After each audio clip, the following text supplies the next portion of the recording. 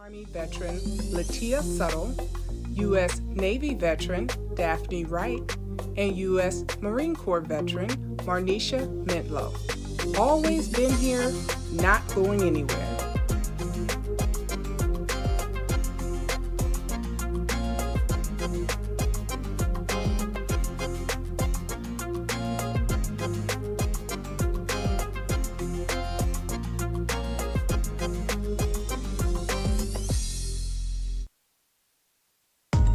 Today's guest is Dr. Andrea Lorenz. She served 6 years in the U.S. Army. She now serves as the president of the Los Angeles chapter of the National Association of Black Military Women. Welcome to Stage Black. Today's guest here, we have Dr. Andrea Lorenz. We're celebrating Women's History Month and also National Kidney Awareness Month. How are you today? I'm great, thank you. All right. So you served 6 years in the Army. Yes, it was awesome. Most of the time. Now, what you said your MOS was in intelligence. What exactly? Well, can you tell us? During the time that I served in the 80s, we were going through the Cold War. So I started out as 36 Charlie, which is they called us pole jockeys. And we ran communications for our on operations. So anytime we went somewhere, we were out there first. We set up all secure communications so they can talk to back in the rear, talk to anywhere in the world that they needed to talk to. And how I got in intelligence, they didn't have the MOS anymore. They got rid of it. And I went to Arizona, which was where Intel School was. And at that time, it was not necessarily a MOS. It was, if you have the clearance, this is what you're going to be doing on this particular day. Mm-hmm. That's the Army way, right? Yeah. They voluntold you to do something. Voluntold. It's like you have expertise. I was really good at blueprints and that kind of thing. So anytime anything went wrong, it was like you have the clearance to go do it, go fix it, no matter where it was, White House, Pentagon, other places. Mm-hmm. Nice. Okay. Yeah. So how was that experience? I mean, back in the 80s, there weren't a lot of women in that field. There were not. I had to work really, really hard to get the recognition and to get some of the ops that were easier for the male counterparts. But I proved myself, and a general saw some work that I did, and so he really promoted me. And that pushed me further to do a lot of amazing things. Yes, because I know promotions within the intelligence field within all branches are very slow, because I was also in the intelligence field. Mm-hmm. So I just wanted, I'm like the 80s. I was sort of toward the late 80s, so I wanted to know what that experience in the Army was. In the Army, it was... they some of the stuff that happened back then, they would say is sexual harassment, but it was just part of the everyday job, the disrespect and everything else. But when I got a chance to shine and do my job and earn their respect, and then they were working for me. So it all worked out. That's good. That's definitely good. So now you're the president of the Los Angeles chapter of NABMW, the National Association of Black Military Women. Yes, that is another amazing experience. I am happy to have this opportunity because we work with the community, and not just we work with veterans and try and work with a lot of women veterans, but we also have done stuff with the fires and helped out with that. We've also I coach, and through that, we've helped out some of these kids because I work with inner city young ladies, because in sports, women, they don't get the expertise that the males get. So what I try and do is raise up their game so they can get into college. Mm-hmm. Yeah, that's what I was getting ready to say. I know you were involved as a youth athlete yourself prior to Yes. joining the military.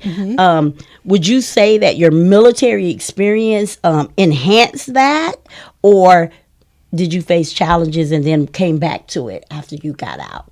I would say I was blessed because my brother played professional football, so I got a lot of exposure even before I went into the military. So that was something that I kind of already had. And then when I got into the military, I played all-Army basketball and softball. I was going to ask you that. So I did that, and it really, I would say one of the biggest things that I got from my military experience is knowing that if I put my mind to it, I can do it. And I think that that's something that they promoted, because when you're in a situation where if you don't do it, it's not going to get done, and it's really important that it gets done, And so I was truly blessed in that sense to get those opportunities, and it instilled that in me. So then when I got out, it was like, oh, okay, I can do that. It was easier because if you could do it in the Army, you surely can do it. Correct. Because that's like you voluntold, like she said, pretty much. During your 6 years, were you a part of? I know you played all Army, but did the bases that you were at have teams? Each of them had teams, and what you had to do. So when I was served in Karlsruhe, Germany, I was playing on the team there, and they have tryouts. Oh, wow! So you had to go to California, and we tried out for the team, and then after that, it was kind of like a national team, and then you went all over the place and you played. Oh, wow, that sounds. I didn't even realize the Army had that. Yes, okay. yes. Yeah, I didn't know that either. I was thinking about how the WNBA came along later, because like when I was playing in high school, there was no WNBA. Like, how did you feel about that growing up, that the men had the NBA and the women didn't have a professional sport like that? I didn't really, because I always played with the boys, so I always tried to get that in there. And actually I had an opportunity, because of being involved with women athletes, to play. The Diamondbacks baseball team had a women's team in the late 90s. So I actually had an opportunity to do that. And once I saw that, I was like, okay, everything is coming around for us. It's coming. And so when the WNBA hit, was all in it. I was a fan from day one, and actually had season tickets to the Sparks when they was playing at not at the Staples Center, the Forum. The Forum. I was giving. So when they were playing at the Forum, I had season tickets. I got chill bumps when you said that, because I too also, I didn't get season tickets, and I didn't get a chance to play with the Diamondbacks, but I did get an opportunity to train in their gym as a Paralympic athlete, the Sparks gym. That's where I trained at. For the 2012 Olympics. Oh, that's awesome. So, they had closed the Forum, but the gym was still there. So I was able to train with some of the folks.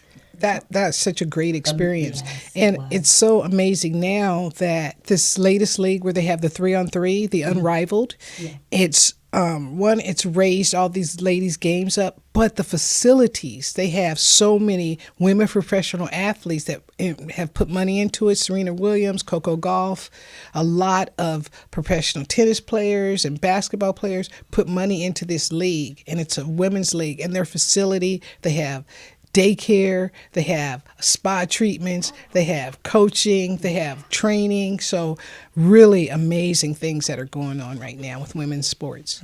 Now, you just came back from a trip. You traveling to watch games. So I just got back on Monday from the Big Ten. It's plus now because of the PAC. And last year I went to the PAC, which was in Vegas, and got to see these amazing women athletes. And then this year, the PAC is part of the Big Ten, and so I went to Indianapolis to go see the games. And of course, our California teams took the whole thing, so I was very happy about that. You were like, you felt like I was like, yes. I didn't know you was in Indiana. I thought you was in Chicago. No, it was in Indianapolis this time. That's where I'm from, Indiana. So it's going to be there next year, and then after that, it's going to be in Vegas. Oh, So, okay. That'd be nice. She got it planned out for a couple years. Yeah, exactly. So me and you have to talk. Right, You into Totally this. into it. Totally So into it. you're just into it. You got these athletic things in the community going on. You also work with the National Association of Black Military Women. But I also see that you do something. You continue your community involvement with the real estate. Yes. So can you speak to a little bit about that? Because I noticed that you don't call it a real estate agent, you call it realist. Is it? Am I saying it right? Yes. Realtist. So Okay. that's amazing because before, at one point, Black people were not allowed to buy homes because the agents wouldn't sell it to them. Mm-hmm. So the Realtist, which is a Black organization of real estate agents. So you have to be a realtor, but the Realtists are the Black agents, and we still are trying to make sure that housing is available, that we do clinics on here's how to prepare yourself to buy a house. So that when you go in and are trying to get a loan, you have the tools in place that they can say, yes, you can do this loan, and how much money you need in the bank and that type of things. Because what I feel is we don't know how to navigate some spaces because we haven't been told. We've just, okay, here's what we're going to go do, but how do we prep for that? How do we prep so that when we sit down to these loan officers, they're not trying to give us these loans with these, and crazy interest rates, or we don't have a full understanding Right. of what we're signing, and then So it's certain steps that you take to make sure that you have it together and you sit down with them. And even we can say, okay, here's a good loan agency, here's this, and just the guidance, because as women and Black women, we don't know how to navigate some things. Mm-hmm. And it's up to us, people like us, to say, okay, here's how we navigate through this. And I think it's not that we don't know how, we haven't been properly taught. Right. Because a lot of our parents were not homeowners, Right. right? So when I saw that, I know Latia had sent me a lot of background information about it. It was just so jarring because when you see it and when you hear it, it's one thing, but when you see it written out of like, this is what I do, is I was interested to talk to you about how you engage in the community and how do you do that? You said one thing was through education. So do you guys do seminars? Yes. Or how do you guys? As a matter of fact, this past 2 weeks ago, there's a seminar so that a workshop really. Because it's more of a workshop, because there's certain processes and things that you need to do, because there's certain amount of, say you want to go get a loan, well, here's X amount based on your income, and then you need to have X amount of savings, and they want to see that savings in there. It's like $20,000 or something for about 3 months. Okay. And once they see that, then they're like, okay, this person has the means for the down payment, they have the means to do this, and it's been in the bank. But what you see a lot of times, unfortunately, is people go get a new car, they'll go do this, and then they go and try and get the loan, and they're like, oh, no, you have too much money going out. But if you have the education and you say, okay, this is the date that I'm going to start doing this, have the money there, and then when you go out to buy your house, you're just, all your ducks are in a row. Are these workshops open? Are they free, or is it a cost to attend these? There's no cost. And so it's because that's our job. That's what the whole organization is about, is making sure that Black home ownership is a reality. Okay. And again, I didn't mean to say we don't know. It's not. It's that we don't know how to navigate and don't know what resources are available. Right. Because, you guys didn't know that the Realtist, here's what we're doing, trying to do it. So, Yeah. And then it said, I was reading, like, some people can be both. They can be a realist and a realtor. Correct. So are you both? I'm both. Okay. Ideally, you need to be, because in order to sell real estate, you have to be a realtor. Mm-hmm. A realtor. And that's a title. And then after that, you are... the Realtist is a whole separate organization that has nothing to do with the real estate. Okay. Mm-hmm. Okay. Well, we appreciate that information. We thank you so much for the work that you do in the community. This is just awesome, and you know, helping us get the information for knowing how to get our homes and everything. Well, thank you. It's a pleasure. So now we're going to go into our next segment on National Kidney Month. Welcome, Marnisha Mintlow. Thank you, Daphne. Host and kidney donor. We're here. We're happy that you're here. I'm so happy to be here. So, tell us about your experience as well. I want to know what factors led you to consider, being a kidney donor, and why did you want to donate? Why did you feel that it was important to donate? So, I want to say it probably started about in 2015. Initially, I had no desire to donate as a living donor, right? So I did have the little heart on my driver's license that once I passed away, you can give my organs away to whoever may need them. But I had no desire, no intention on being a living donor. So there was a young lady I went to high school with had posted on Facebook that her husband needed a kidney.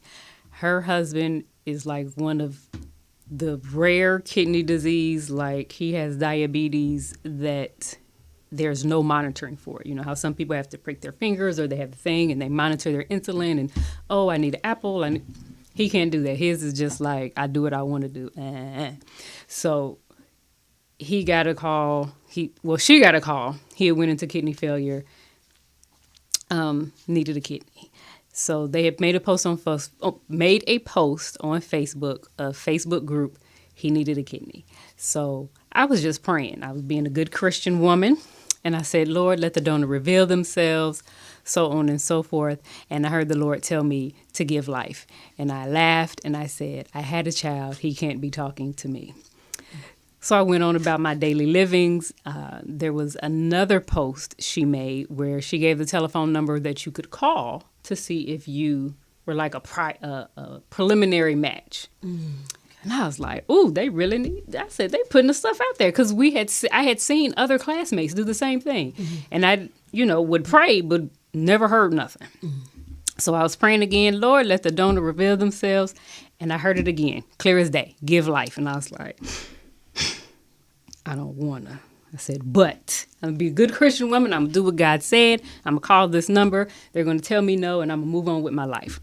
Well, I called the number, and they said, what is your blood type? And I said, A positive. And they said, oh, that's perfect. You're perfect. I was like, no, let me go check my dog tag, right? Because, on your dog tag, your double blood check. type is on there. I was like, I need to check. Maybe my memory's wrong.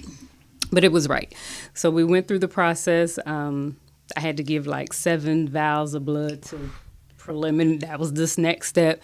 At the time I was living in Virginia, I had to go to Ohio to do some more tests, laying down EKG, standing up EKG, psychological tests. Why do you want to do this? Do you feel led? Is someone paying you? Right? All these questions, a lot of physical tests. And they did like kidney x-rays. There's special x-rays where they look at the kidneys and make sure that they both are doing well and functioning highly. And April of 2016, I donated my kidney. Wow, that is an amazing story. How did you donating your kidney impact your life, your job? Did it? How? Okay, the biggest thing for me was after I donated, they told me I could not drive for 2 weeks, and I was like, After they didn't tell you that before? well, not like. Going in, it's like, so I think I had asked, like, so how long I'm going to be down? They were like, well, you can't drive for 2 weeks. And I was just like, I can't drive for 2 weeks? My parents blocked my car in. Make sure. Like, I mean, where I got to go? That's not bad. If that was, your biggest impact is not being able to drive for 2 weeks. That's amazing. My biggest impact outside of, the soreness and stuff. But after those 2 weeks, I drove from Ohio back to Virginia And then the end of July, I drove cross country because I moved here to LA. Oh wow. So it ain't slow me down too much. Okay. Them 2 weeks is Hey, about if you follow what God say, it ain't, that's so I never, I've been knowing you for a while. I never knew the background story. So did you actually get to meet the recipient? I did. I Okay, went so to. that's- So we still keep in contact to this day. So my kidney lasted him 7 years because he also needed a pancreas. So the two kind of worked together. They knew that he was eventually going to need a new kidney. Like my kidney wasn't going to last him forever, but we did think it would last him longer than 7 years. So I think it was like that not that long after. I think it was April of our 7th year that he went into kidney failure again and had to go through dialysis. So one of the blessings in it is that they were able to do home dialysis. So I will be going to Washington, D.C. next week. I leave Sunday. And Tuesday, we'll be meeting with legislators, and that's one of the things that we are going to be talking to them about is home dialysis. We want to try to make sure that people can do dialysis at home because it gives them more time, right? When you have to go to the dialysis center and you have to sit there and you have to let somebody else do this for you, it kind of takes time out of your day, it takes time out of your day. And usually you have to have somebody else drive you there and pick you up. So that's somebody else's day too. You need a caretaker. So when you can do it at home, you still have to have that caretaker, but you can do it at night before you go to bed, right? You can set up your time frame, right? You can incorporate it into your day better. And so it allows because kidney disease does impact our people a lot more, it frees up time for us. Yeah, so, my mother had chronic kidney disease, and she had just did the procedure to get the valve to do home dialysis. But she ended up getting a blood clot, a pulmonary embolism, and passing, from the blood clot. So I understand, Yes. I understand, the impact of home dialysis. Yes. So But I you're do part want of to add really quickly that he was in kidney failure for a little bit and he was on that home dialysis, but he was able to get a full kidney pancreas transplant. And so he's doing really well now. He is home living once again, thriving life. He has 2 children, a granddaughter, and everything is well. That's good. So you're part of a foundation? Is that why you're going to The National Kidney Foundation, they are 75 this year. So we want to, when we post this, we need to do hashtag NKF and hashtag NKF75. But yeah. Okay, good. Orange and white. Orange and white is the color. All righty. Well, thank you so much for sharing your story. Thank you for what you do. And we want to thank Andrea Lorenz here with the National Association of Black Military Women, Los Angeles chapter. And for more information about Stage Black, you can visit our website at www.stageblack.org. That's right.